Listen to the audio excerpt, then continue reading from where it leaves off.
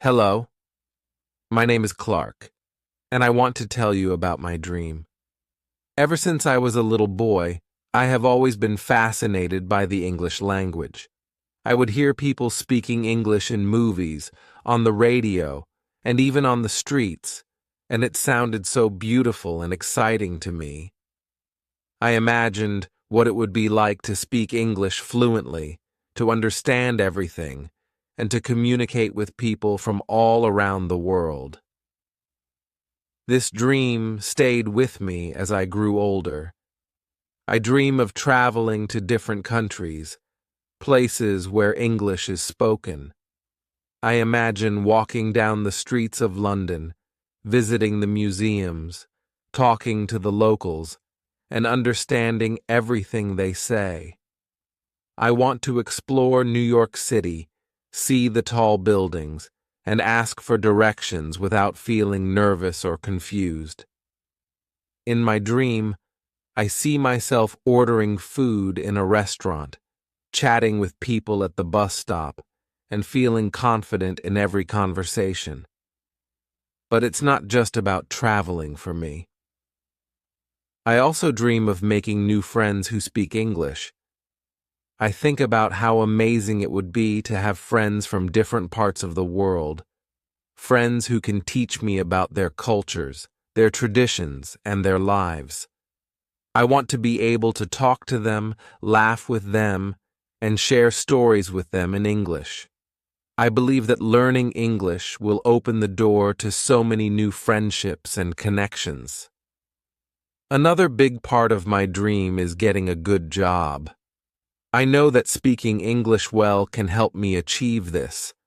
I see myself working in a company where English is important.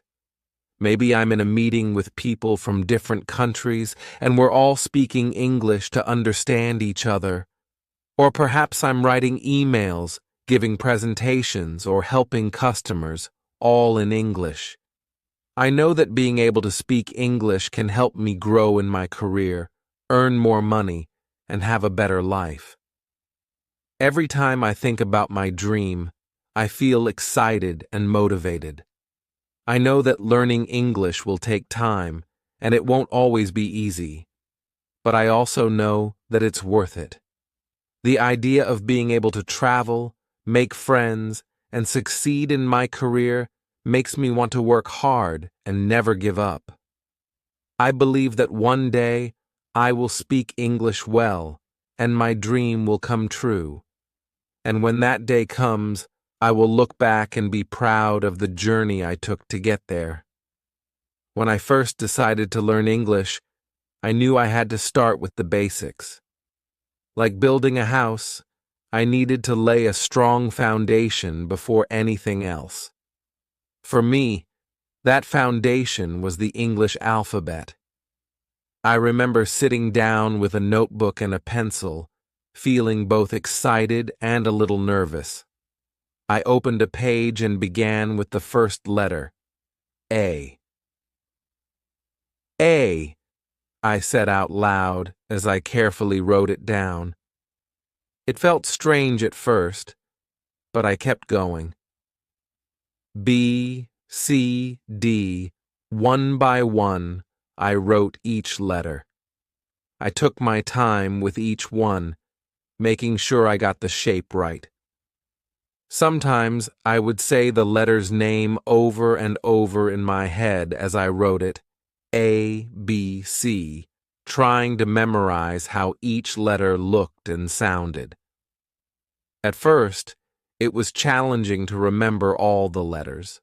Some looked similar, and I would mix them up. But I didn't let that discourage me. Every day, I practiced writing the alphabet from A to Z.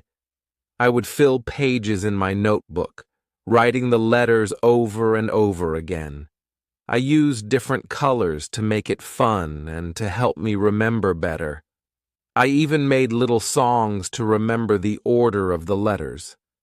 Slowly, the alphabet became my friend.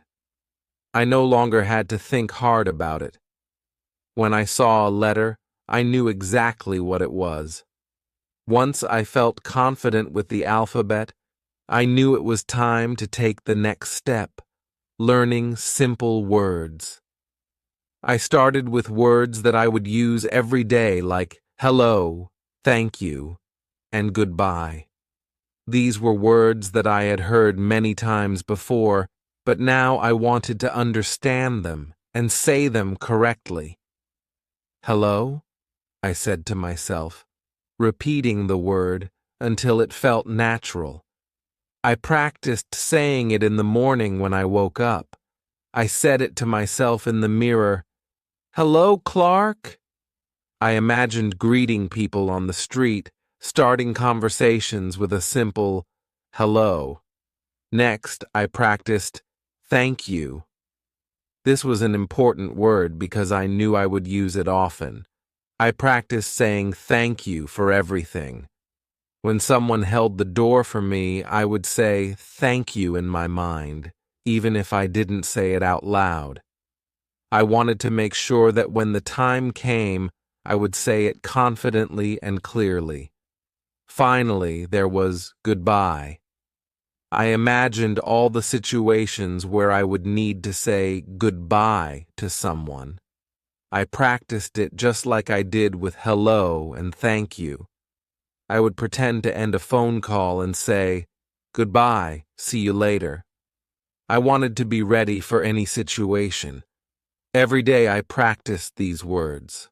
I would say them while walking down the street, while eating breakfast, and even before going to bed. I would look for chances to use them, even if it was just in my imagination. The more I practiced, the more comfortable I felt. The words started to become a part of me, and I knew that with each small step, I was getting closer to my goal of learning English. The beginning of my journey was not easy, but it was exciting. Learning the alphabet and those first few words made me realize that I could do this. I knew that there were many more words to learn, but I felt confident and ready to keep going. I knew that every word I learned was a step closer to achieving my dream, and that motivated me to keep practicing every day. After getting comfortable with the alphabet and some basic phrases, I knew it was time to expand my vocabulary. I decided to challenge myself by learning 5 new words every day. It wasn't too much to overwhelm me, but it was enough to keep me moving forward. I wanted to build my word bank, word by word, so that I could start expressing myself more freely in English. I bought a pack of small index cards to help me with this task. Each day, I would choose 5 words to learn. I would write the English word on one side of the card and its meaning in my native language on the other. For me, the act of writing the word down was important. It helped me remember the word and its meaning. Once I had my 5 words written down, I would carry those cards with me everywhere I went, whether I was at home, at work, or on the bus. I made sure they were always within reach. One day, one of the words I decided to learn was apple. It seemed like a simple word, but I was excited about it because it was something I could easily relate to. I picked up the card with apple written on it and looked at it closely. I said the word out loud several times, apple, apple, apple, trying to let the sound and rhythm of the word sink into my memory. That afternoon, I walked into the kitchen and saw a bright red apple sitting on the counter. I pointed to it and said, "This is an apple." Saying the word in the presence of the actual object made it feel real and solid. I picked up the apple, held it in my hand, and repeated, "This is an apple." I even described it in my mind, thinking about how it felt, smooth, round, and slightly heavy. I took a bite and thought, I'm eating an apple. This simple exercise made the word stick with me. I wasn't just memorizing a word, I was connecting it to a real experience. I realized that this method worked well for me, so I applied it to the other words I was learning. For example, one day I learned the word book. I found a book on my shelf, picked it up, and said, "This is a book." I flipped through the pages and thought, "I'm reading a book." Associating the word with an action made it easier for me to remember. Another time, I learned the word table. I would walk around my home and point to the dining table, saying, "This is a table." I even set the table for dinner that evening, reminding myself of the word as I did so. Every day, as I practiced, I made sure to review the words I had learned the previous days as well. I didn't want to forget them, so I would go back to my stack of cards and quiz myself. Sometimes I would challenge myself by covering the English side of the card and trying to recall the word from its meaning in my native language. Other times, I would cover the meaning and try to remember what the word meant. This daily review reinforced what I had learned and helped to keep those words fresh in my mind. Learning 5 new words every day wasn't just about expanding my vocabulary, it was about building my confidence. With each word I learned, I felt a little more capable, a little more prepared to have a conversation in English. I could see my progress, and that motivated me to keep going. I knew that every word I added to my vocabulary was another tool in my English toolbox, something that would help me communicate more effectively. There were days when it was harder to remember the words, especially if they didn't have an obvious connection to something in my daily life. But I didn't let that stop me. I would try to create a mental image or a story around the word to help it stick. For instance, when I learned the word mountain, I imagined myself climbing a tall mountain and reaching the top. I would say to myself, "I'm climbing a mountain." This visualization made the word more meaningful and easier to recall. Through this process, I learned that learning new words is not just about memorizing them. It's about making them part of your life, your thoughts, and your experiences. By doing this, I was slowly but surely turning English into something familiar and comfortable, rather than something foreign and intimidating. Each day, as I added 5 more words to my collection, I felt a sense of accomplishment. I knew that with patience and persistence, these small steps would eventually lead to big results. And so, I continued to learn, one word at a time, knowing that each new word brought me closer to achieving my dream of speaking English fluently. As I continued to build my vocabulary, I realized that knowing words was only part of the puzzle. To really communicate in English, I needed to learn how to put those words together into sentences. That's when I began my journey into understanding grammar. At first, the idea of grammar seemed complicated and even a little intimidating, but I knew it was essential if I wanted to speak English well. I started with the basics. I learned that a sentence is like a small package of meaning, a way to express a complete thought. Every sentence needs at least 2 things: a noun and a verb. A noun is a word that names a person, place, thing, or idea, like dog, cat, house, or happiness. A verb is a word that shows action or a state of being, like run, jump, is, or are. When you put a noun and a verb together, you can make a simple sentence. I remember the first sentence I created. The dog runs. It was a simple sentence, just 3 words, but to me, it felt like a big achievement.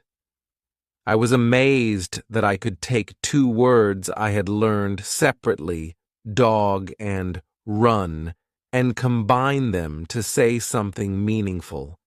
It was like discovering a new way to express myself, and it opened up a whole new world of possibilities. I began practicing every day. I would take the words I was learning and try to put them into sentences. Sometimes I started with the noun, asking myself, what does the dog do? And then adding a verb, the dog runs. Other times, I would start with a verb and think about who or what was doing the action. Who runs? The dog runs. This simple exercise helped me understand how sentences worked. As I practiced, I realized that I could make many different sentences just by changing the nouns and verbs. For example, the cat sleeps, the bird sings, or the sun shines. I felt like I was unlocking a secret code, learning how to put words together in a way that made sense. It was exciting to see how flexible English could be, how I could use the same basic structure to say so many different things. I also started experimenting with adding more details to my sentences. I learned about adjectives, which are words that describe nouns. For example, instead of just saying, the dog runs, I could say, the big dog runs. Adding an adjective made the sentence more interesting and specific. I could picture the dog in my mind, not just any dog, but a big dog. This made my sentences feel more alive, more colorful. Then I discovered adverbs, words that describe verbs. I learned that I could say, the big dog runs quickly. The adverb quickly told me how the dog was running, adding even more detail to the sentence. I practiced making sentences like this, adding adjectives and adverbs to make my sentences richer and more expressive. I also started to notice patterns in the sentences I was creating. I saw that in English, the word order is usually very important. For example, in the sentence, the dog runs, the noun comes before the verb. If I changed the order to runs the dog, it didn't sound right. This taught me that grammar isn't just about knowing the parts of speech. It's also about understanding how to arrange them correctly to communicate clearly. To help me practice, I created a game for myself. I would take a noun and a verb and try to make as many sentences as possible. For example, with the noun cat and the verb eat, I came up with sentences like, the cat eats, the black cat eats, the black cat eats slowly, and so on. The more I practiced, the more confident I became in my ability to create sentences on the spot. I also started paying attention to sentences I heard or read in English. I would listen to conversations, watch TV shows, or read simple English books, and I would try to break down the sentences. I asked myself, what is the noun? What is the verb? Are there any adjectives or adverbs? This helped me see how other people used grammar, and it gave me ideas for my own sentences. One of the most important things I learned was that making mistakes was part of the process. Sometimes I would create a sentence that didn't sound right, or I would mix up the word order. But instead of getting frustrated, I saw these moments as opportunities to learn. I would ask myself, What went wrong? How can I fix it? And then I would try again. Over time, I made fewer mistakes, and my sentences became clearer and more natural. Practicing grammar every day helped me gain a deeper understanding of how English works. It was like learning the rules of a new game, and the more I practiced, the better I got at playing it. I realized that grammar wasn't something to be afraid of. It was a tool that I could use to express my thoughts and ideas in a way that others could understand. It gave me the power to communicate more effectively, and that made me feel more confident in my English skills. As I continued to practice, I found myself creating sentences more easily and naturally. I could take any word I had learned and fit it into a sentence without much effort. I was no longer just memorizing words. I was using them to communicate, to tell stories, and to share my thoughts. This was a big step forward in my journey to learning English, and it made me feel like I was really starting to make progress. Understanding grammar has been one of the most important parts of my English learning journey. It has allowed me to move from just knowing words to actually using them in meaningful ways. And every time I create a new sentence, I feel like I'm one step closer to my dream of speaking English fluently. As I continued my journey of learning English, I realized that speaking the language was one of the most important skills I needed to develop. I could read and write, and I was starting to understand how to form sentences. But I knew that if I wanted to truly master English, I had to be able to speak it confidently. Speaking is how we connect with others, how we share our thoughts and ideas, and I wanted to be able to do that in English, just like I could in my native language. At first, the idea of speaking English was a little scary. I worried about making mistakes, about not knowing the right words, or about people not understanding me.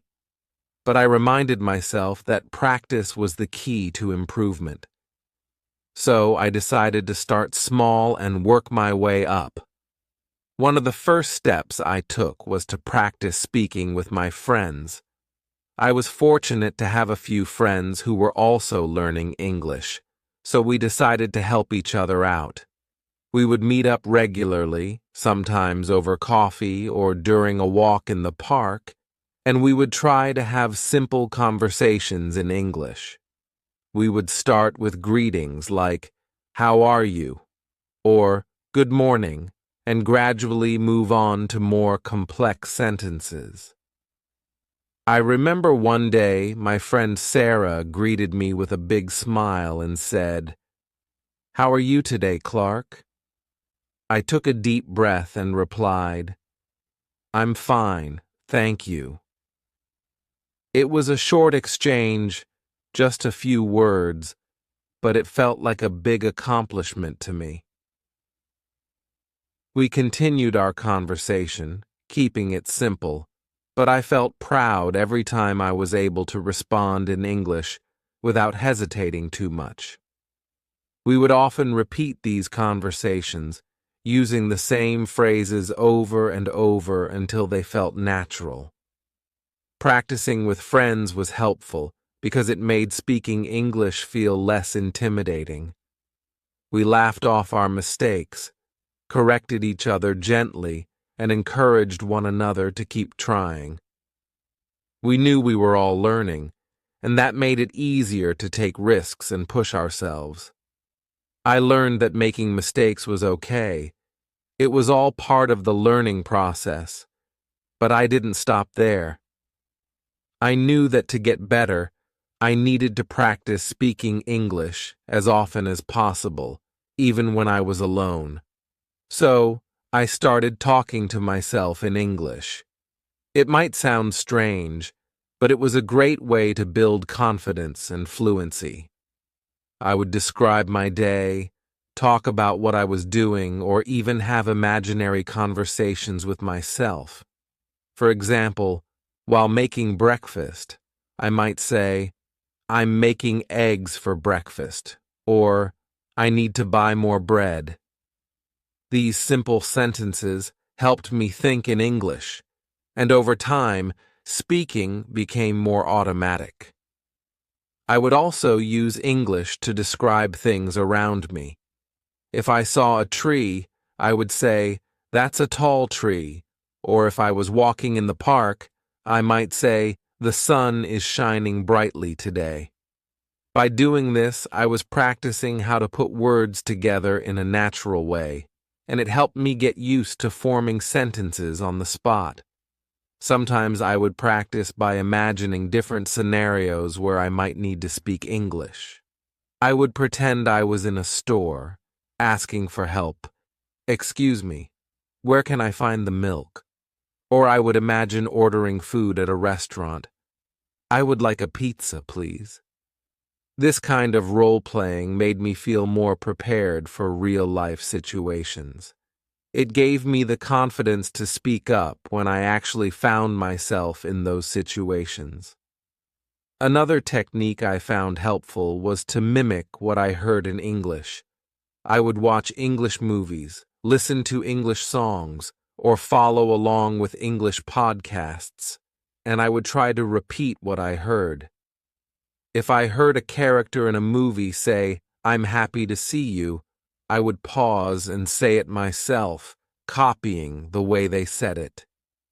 This helped me with pronunciation and intonation, making my English sound more natural. As I practiced more, I noticed that speaking English became easier. The words started to come to me more quickly, and I wasn't as nervous about making mistakes. I felt more comfortable holding conversations in English, whether with friends or even strangers. I started to use English more in my daily life, whether at the grocery store, at work, or just chatting with someone new. Each time I spoke English, I felt a little more confident, a little more capable. There were still moments of doubt, times when I stumbled over my words or couldn't find the right thing to say. But I learned to be patient with myself. I knew that speaking a new language was a challenge and that it was okay to take my time. I reminded myself of how far I had come and that each conversation was an opportunity to learn and improve. Speaking English every day, both with others and by myself, became a habit. It was no longer something I had to force myself to do. It became part of my routine, part of who I was becoming as an English speaker. And with each passing day, I could feel myself getting closer to my goal of speaking English fluently. I knew that by continuing to practice, I would keep getting better, and that gave me the motivation to keep going. As I continued to practice speaking English, I realized that listening was just as important. I needed to be able to understand what others were saying in English, especially in real-life conversations where people speak quickly and naturally. I knew that the more I listened, the better I would get at understanding different accents, tones, and the rhythm of the language. So, I decided to make listening to English a regular part of my learning routine. One day, I came across some English cartoons while browsing online. I thought to myself, these might be a good place to start.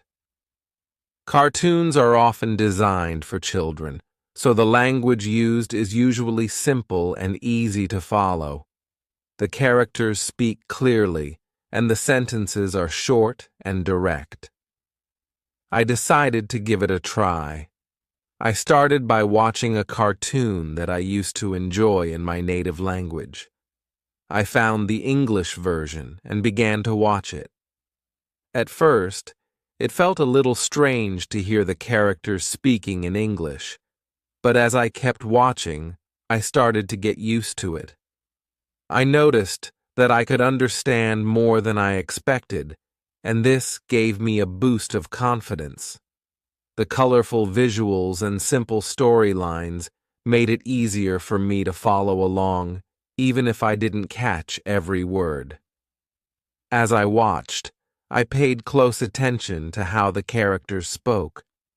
I listened carefully to their pronunciation, intonation, and the way they put words together. I found that by focusing on these details, I could start to mimic the way they spoke. Whenever I heard a word or phrase that was new to me, I would pause the video and repeat it out loud, trying to match the way the character said it. This practice helped me improve my pronunciation and made me feel more comfortable with the natural flow of English. One of the first new words I learned from a cartoon was happy.